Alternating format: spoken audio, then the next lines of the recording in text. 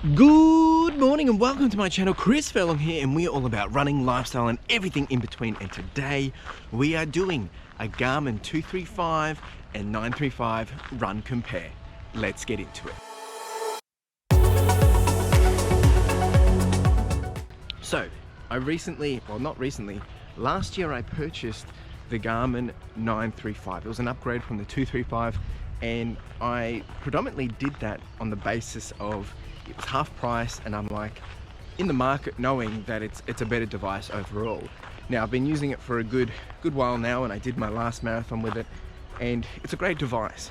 But what I thought would be really good for you guys is, I'm just an average runner, well, an everyday runner, and I'm no pro. Yes, I've done a marathon, but I've done 2 marathons, but what I want to be able to share with you is what's the reality of the devices. If you're getting into running, or should you be buying the best, or should you be just starting with something simple? So what we're going to do today is we're going to do a run comparison. I've got both watches on. I've got the 235 here, got the 935 here, and what we're going to do is we're going to go do a run and compare the accuracy and the data that comes out from it. Now I don't know which one is better in terms of, well, I don't know which one will give the better data. I know the 935 is meant to be more accurate, but what we'll do is we'll go through and see what's telling us what, and we'll do that inside.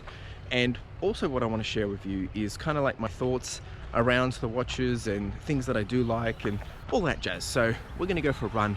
We're going to get this happening. We're going to try and sync them at the perfect time together, and yeah, then we're going to compare it. So if you've got questions, if you've got thoughts, if you've got concerns, let me know in the comments below, and of course, come along for the run. Let's go.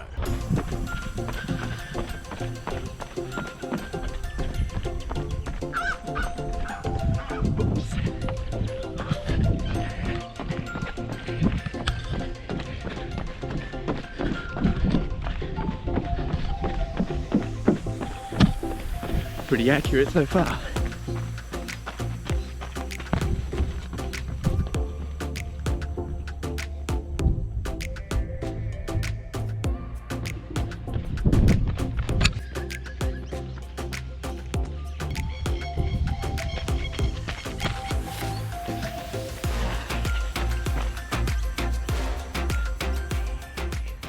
All right. Whew. I think it's going to be very interesting. We've got some very interesting data that I can see on the watches already. Basically, there's some very consistent stuff, and there's some stuff which doesn't look super consistent compared to the two. Now, before jumping in, I haven't pressed save yet, but I reckon the heart rate data is going to be a lot different. But from what I can see, it looks like everything else is pretty consistent. Now, before we jump over to the data, just so you're very clear, so you know that I'm not looking at the data first, is some potential issues with this is I'm using my left hand for the 235 and I'm using my right hand for the 935. The right hand is what I've always used for my running watches, so not sure if that's going to have any diluting of the numbers. And the other thing is, I started the 235 first by about 1 second, and I had to quickly obviously move my hand across to start the 935, so there's about a 1 second difference between the two. And other than that, I think that's pretty much it. So we're gonna go jump over to the data and have a look in front of the screen. We're gonna look at this on the Garmin app online and see the comparison. I am going to save the data right now, and if there is anything that I can show you preliminary, like high level boxes, I will put that up on screen as we transition across. All in all, the run was really good though. Feel strong, feel great. It was a nice run, it really was. So yeah, and also just to clarify, this wasn't me going out and trying to push, it wasn't me going out and trying to prove, it was me just going out for a casual run, just as it was. I did a few speed moments. I had to slow down at one stop just to put the camera up, so it was just a casual run. So this is just an average run for me, so hopefully that sets the baseline, and let's get into the data. Alright, so let's get into the stats. Let's have a look at the compare, and it's actually very interesting. Just looking on screen right now, you'll be able to see it. It's very, very close, which I'm actually quite surprised by. There's a few interesting things here which do look a little funky, but yeah, I'm very surprised by the data that I'm looking at. So we're going to jump straight into it. And just so everyone's clear, the first screen that you can see, we've got two here. We've got a red and a blue. Essentially, this one on the left-hand side is the 935, and on the right-hand side is the 235. Now, what's interesting, if we just go line to line, and we'll get into some of the stats in a graph perspective. Distance slightly off by 0.1. Time is off by 1 second, which we already knew that because I started it slightly behind. So that's why the 935 is a little more time. In terms of calories, pretty close. In terms of pace, we're out by 1 second. Average moving pace out by a second. Best pace out by 2 seconds. Moving time out by a second. Elapsed time out by a second. Alright, this is where it gets interesting. So elevation gain is fine. Elevation loss is pretty consistent. Minimum elevation. So in the 935 it's saying 31 meters, but on the 235 we're saying 2 meters. So same for the max elevation. A few little weird things happening there. Heart rate wise, we're pretty much consistent. 148, 149 for average. Max, we're out by a few notches. Run cadence, also pretty consistent. Max, pretty consistent. Average temperature, it wasn't tracked on the 235. Yeah, so this is interesting, very interesting. And if we go down to the splits, once again, out by a second or two here and there, but pretty consistent otherwise, which is interesting, very interesting. Now, if we actually just close this and jump straight over to what you can see on screen, let me just refresh this. Once again, the left-hand side is the 935, and the right-hand side is the 235. Now, if you're looking at elevation, you can see that the 935 is actually, I mean, they're pretty much consistent in terms of, the height, but the 935 has less of a groove through it, like less waves, whereas the 235, it seems to have this additional little wave across here and here, whereas you can see this, it's not, right? Which is interesting. That's interesting, but otherwise, I mean, the elevations were pretty consistent. Now, similar for the pace, we know that the pace average was 608 or 609, and if you look at the pace for the 935 compared to the 235, this is pretty consistent. There's a few little sections here where it's a little out around, like if you look around this section here, so from here to here compared to over here to here, you can see there's a little bit of a discrepancy, but all in all, it's actually very consistent. And the one that is very interesting is the heart rate. Now, while running, I was actually getting notifications telling me what my heart rate is and how I'm tracking for both watches. And the 235 was telling me I was running a lot hotter and heavier. Now, if you compare these two datas, these two graphs for the heart rate, on the left-hand side, the 935, it's got more volume to it. And what I mean by that, there's a lot more happening, and it's showing you if anything, it's actually probably a straighter line than anything. Now, obviously, there's a lot of bumps, but there's a consistency there. Whereas I feel like for the 235, there's a lot more up and down, up and down, up and down. A bit more, I guess, aggressive or erratic is probably the better word. If you compare, just looking at it, I don't know let me know if you think that's the same, but the 935 I'm finding is consistent from a section to section or a, step by step or a K by K perspective. Whereas the heart rate for the 235, overall it's going to come around the same, which you can see the average is 149 compared to 148, but it's just more erratic. It's all over the place. Now, in terms of cadence, this is slightly out of whack. Now, this is interesting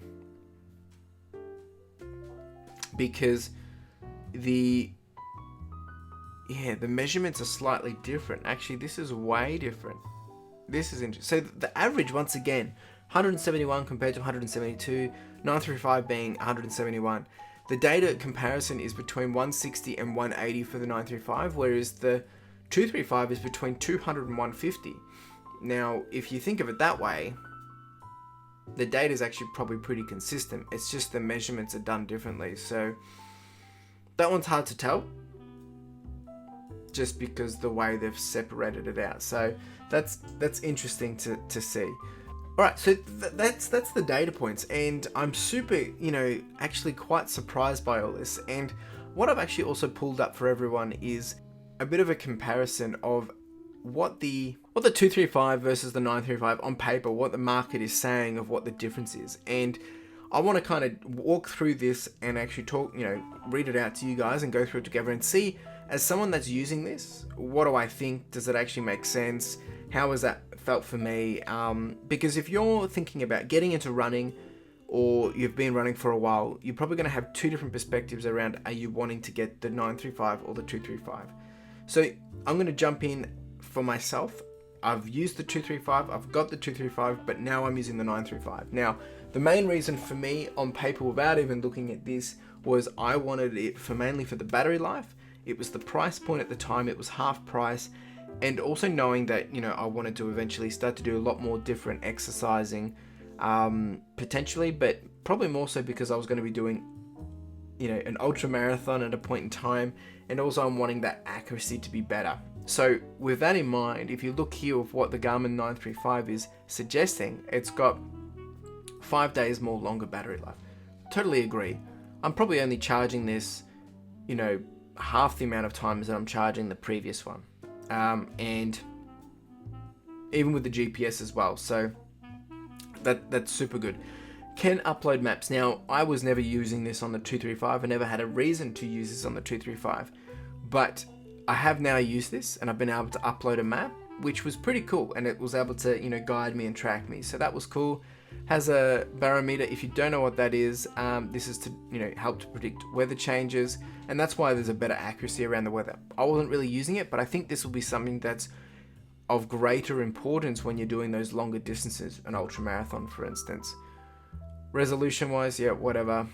Compass, I've never really used the compass, but it's now something in terms of a safety measure. Once again, looking ahead, if I'm going to be doing those bigger distances, a compass could come in handy. Has multi-sport mode. Now, once again, I'm probably not thinking of doing a triathlon, but it just has that ability. And trap back mode, which is a cool feature to do. And once again, I've never used that. So for me, the main thing here was the longer battery life, and maybe some of the different settings, additional settings, thinking longer term. And I was able to get it for half price for, what it was going for at the time. So, from a price comparison perspective, I think, this is all in US, but I ended up paying $350 or $360 for it, down from $700. And I had, there was a coupon, and also there was a discount at the time.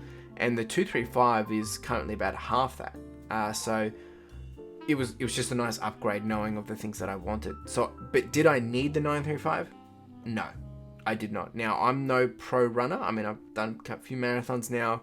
Planning to do the ultra marathon, but I'm still, to me, I think I'm an average runner. What I'm saying, I don't see myself as a professional runner, right? And I'm probably above average if someone's watching this thinking, dude, you've done a marathon. Yeah, okay, I get it.